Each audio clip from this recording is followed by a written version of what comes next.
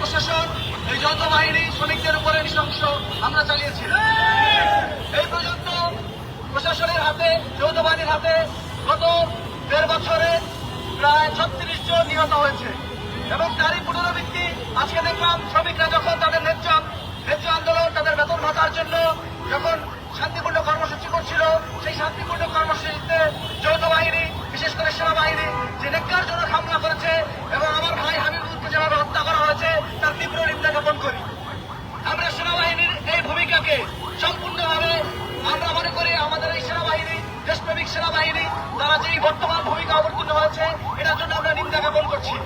আমরা দেখতে পেয়েছি ৭১-এর মহান মুক্তিযুদ্ধে দেশপ্রেমিক সেনাবাহিনী যে ভূমিকা নিয়েছিল, কিংবা ২৪-এর গণঅভ্যুত্থানে সেনাবাহিনীর সৈনিকরা যে ভূমিকা নিয়েছিল, সেনাবাহিনীর সাধারণ যুবক কর্মকর্তারা যে ভূমিকা নিয়েছিল, সেই ভূমিকার সাথে সেনাবাহিনীর ঊর্ধ্বতন কর্মকর্তাদের যে ভূমিকা তার মধ্যে কোনো মিল নাই।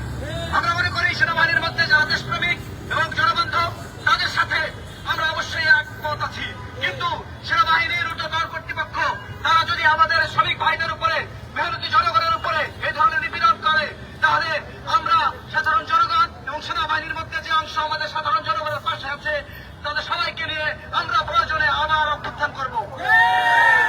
ক্যান্টনমেন্ট থেকে কোনো খাবার উৎপাদন হয় না।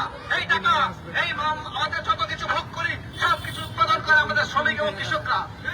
সেখানে এই উৎপাদনের যারা মূল চাবিকাঠি শ্রমিক এবং কৃষক, তাদের উপর ভিত্তি করে যে রাষ্ট্র চলবে, সেই রাষ্ট্রের যাদের টাকায় কেনা হবে এই অস্ত্র, সেই অস্ত্র তাদের বুকেই ধাক্কা হবে।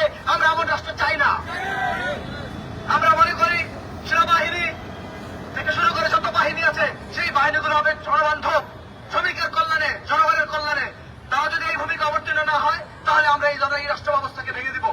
আমরা এখন এই মুহূর্তে সেই প্রোগ্রাম এবং বিক্ষোভ সমাবেশ করবো, সেই বিক্ষোভ সমাবেশের সাথে উপস্থিত হওয়ার জন্য বিশেষভাবে অনুরোধ করছি। আমাদের